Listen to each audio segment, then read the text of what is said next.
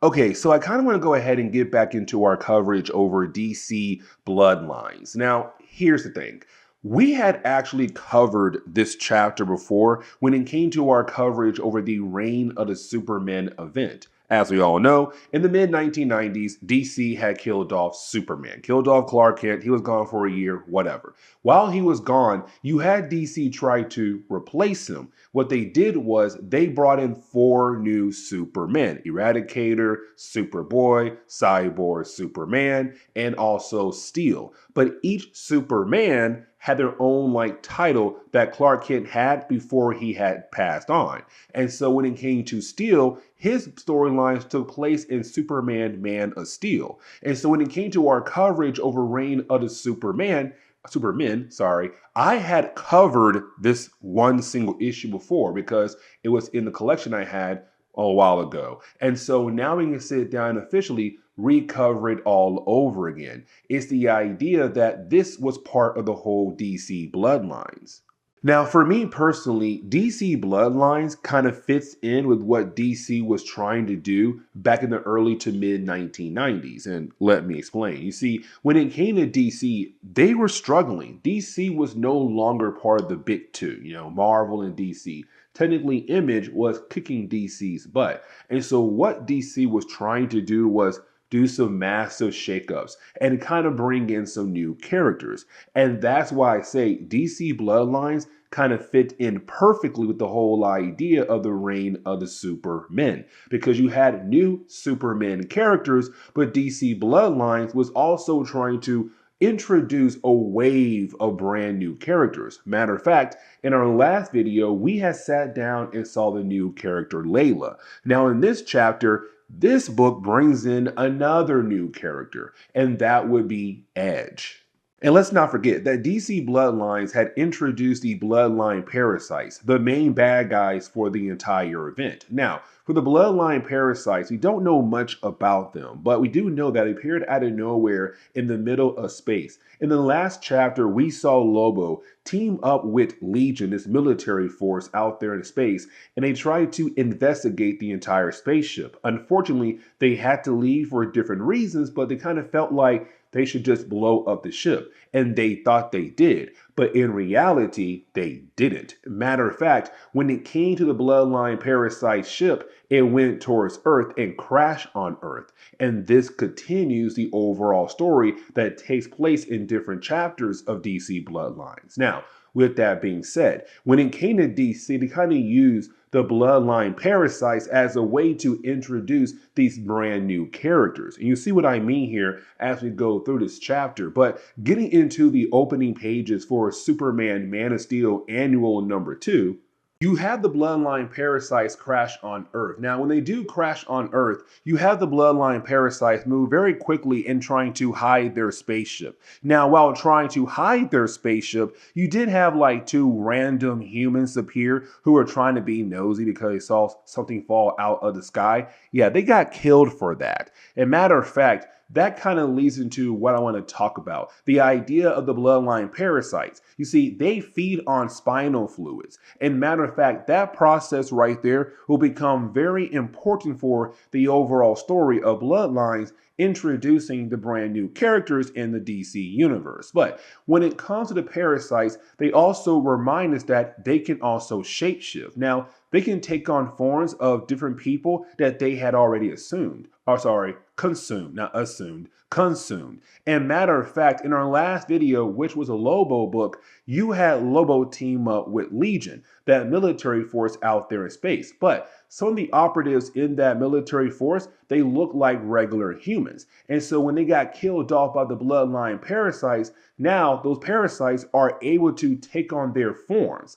And the thing is, it works out for the Bloodline Parasites because those operatives look human and they're on Earth now, so they can perfectly fit in. Now, one of the Bloodline Parasites, better known as Angon, well, she saw a city nearby, and for her, that is perfect. It's a massive city nearby, which means a huge amount of food for her to consume. And so she tells the rest of the Bloodline Parasites to stay away so that she can have a good old feeding fest when she goes over to that town. But now we're being introduced to the heroes of the book, starting off with John Henry. Now, as you all know, John Henry is Steel, and we see John at the moment working out in this gym known as Iron Factory. Now, while working out in the gym, we're also being introduced to another character, and that would be Tom. Now, when it comes to Tom, he'll become the brand new DC hero of this chapter that DC will try to push, and then he'll just disappear. Now, when it comes to Tom, we also kind of learn a tad bit about his personal life. You see, for Tom, he had to drop out of school. And the reason why? To help take care of the family. His father died, and his mom began to struggle when it came to taking care of the bills and the family. And so for Tom, he had to step up. We're also being introduced to his younger brother, Petey. Now, for Petey, he wants to be just like his big brother, a hard-working man. But for Tom, no. He wants his younger brother in school so that he will have the chance to learn something and become a better person than he is right now with his own life. And so we kind of get the idea of what's going on in Tom's life at the moment.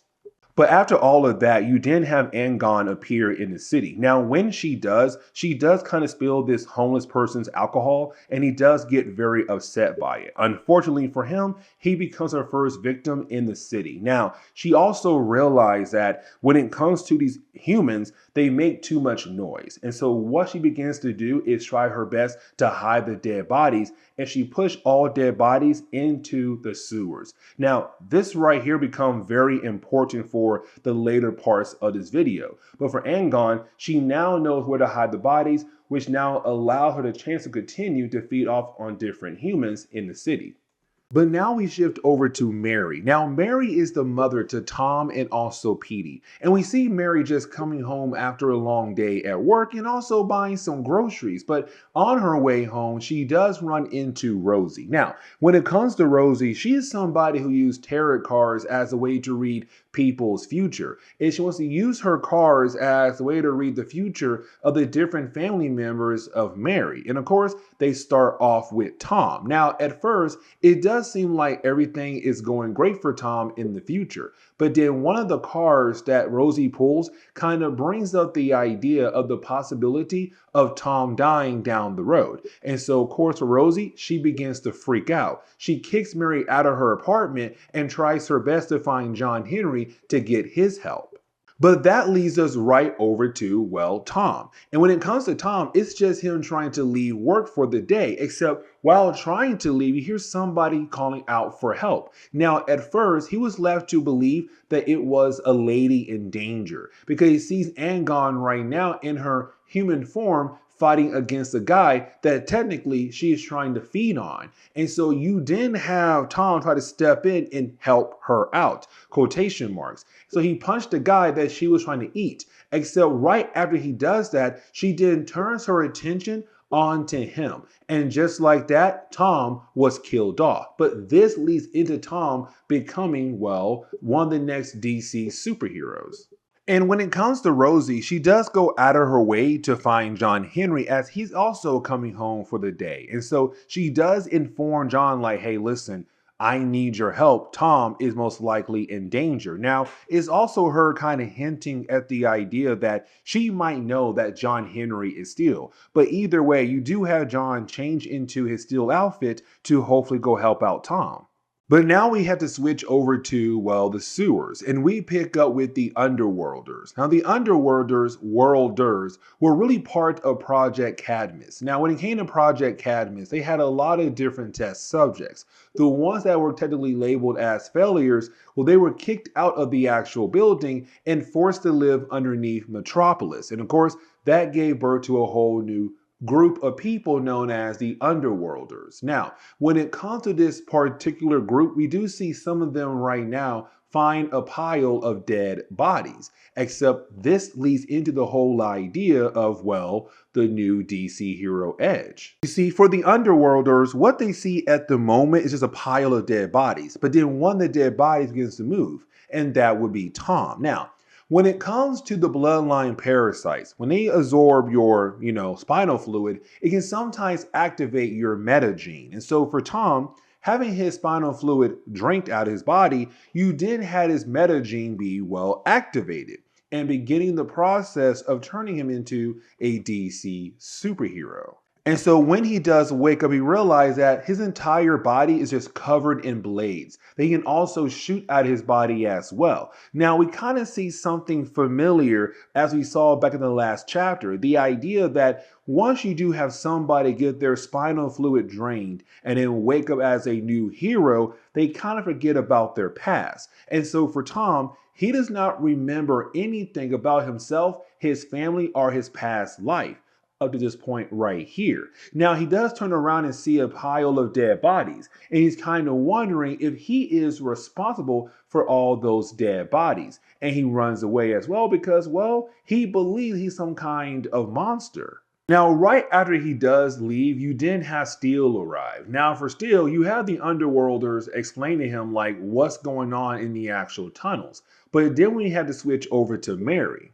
And not really Mary because it's just her right now kind of freaking out. But it's also the fact that you have Petey, the younger brother, who looked up to Tom, kind of wondering where is his brother. And so he leaves the apartment to hopefully find his brother and bring him back home.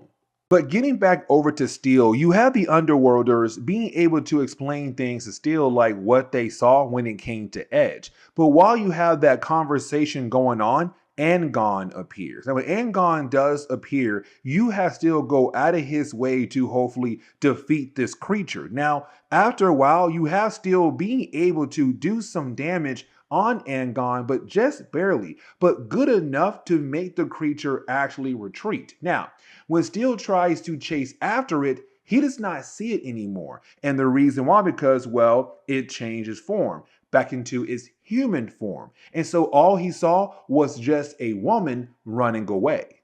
Now, for Edge, he's still in the tunnels, and technically he's lost in the tunnels, but he does find these arrows that were kind of left there from an earlier storyline in Man of Steel comics, but he follows those arrows hoping that it could lead him somewhere out from where he's technically at the moment. Now, you also have Metropolis Special Crimes Unit out there in the field as well, because for the Special Crimes Unit, their main goal is to handle crimes that could be a tad bit too extreme for regular cops to deal with. And so we see their leader, of course, Maggie Sawyer, out there as well, trying to figure out what exactly is going on with this brand new case that she was given. Now, for the SCU, they got reports of like vampires and werewolves in the area, but they also have some evidence that could possibly lead them over to the werewolf or vampire that they have been hearing about. Now, Petey is nearby, and for Petey, he feels like the evidence is most likely linked to his brother. And so you have Petey being able to sneak into the police car, grab the evidence, and run away. But while doing that, Angon sees him, and for Angon, she's kind of like, he looks very similar to the other red hair guy I killed earlier in the storyline. Now, for Steel, he does run into Edge once you have Edge being able to reach the surface. Now, this battle for me is kind of cool. And the reason why, because for Steel, he's not really overconfident. It's just him kind of believing that he should be able to handle this situation. But you have Edge, razor blades, being able to cut open the armor of Steel very easily. But once you do have the battle kind of reach its end, you have Steel say like, listen, I know who you are. You're not a killer. And for Edge, he knows he's not a killer, but it's also the idea that he does not remember who he is. Now, you do have the SCU arrive. You have Steel grab Edge and they disappear somewhere else to at least have a one-on-one conversation. And really, it's more Steel trying to tell Tom like who he is. Like, your name is Tom, you have a mother, you have siblings, you're a hard-working boy, like trying to explain the whole backstory for Tom. Now, when it comes to their conversation, you did have Steel go out of his way to force Tom to call up his mother, to inform his mother that he is okay. Now, the problem is that for Tom, he realized two things. First, he does not remember who his mom is. So for Edge, it really does bother him that he does not remember anything about his past life technically. But also the fact that you have his mother inform him that his brother is missing, Petey, because Petey's out there right now trying to find Tom. And so the rest of this storyline is really more of us now seeing Steel and also Edge work together to find Petey. Except when they find Petey, he has been grabbed by the bloodline parasite. And so, of course, this leads into a long out battle between our heroes and his brand new villain. Now, at the very end of the battle, you do have the two heroes being able to, well, actually defeat the creature and make the creature run away. Except right after that, for Edge, he says his goal is to find that creature once again to see if there is a possibility of the creature turning him back to normal. And the thing is, it won't happen because, as we all know, for DC, they did somewhat try their best to bring these brand new characters into their DC comics and hope they work out for them. But as we all know, they did not work out for them. But technically, this is the end of this chapter of Bloodlines. And we do kind of dive into, I want to say it's Batman next, or another Superman annual. But with that being said, guys, please leave me a like down below and subscribe. But guys, see y'all next time. Later.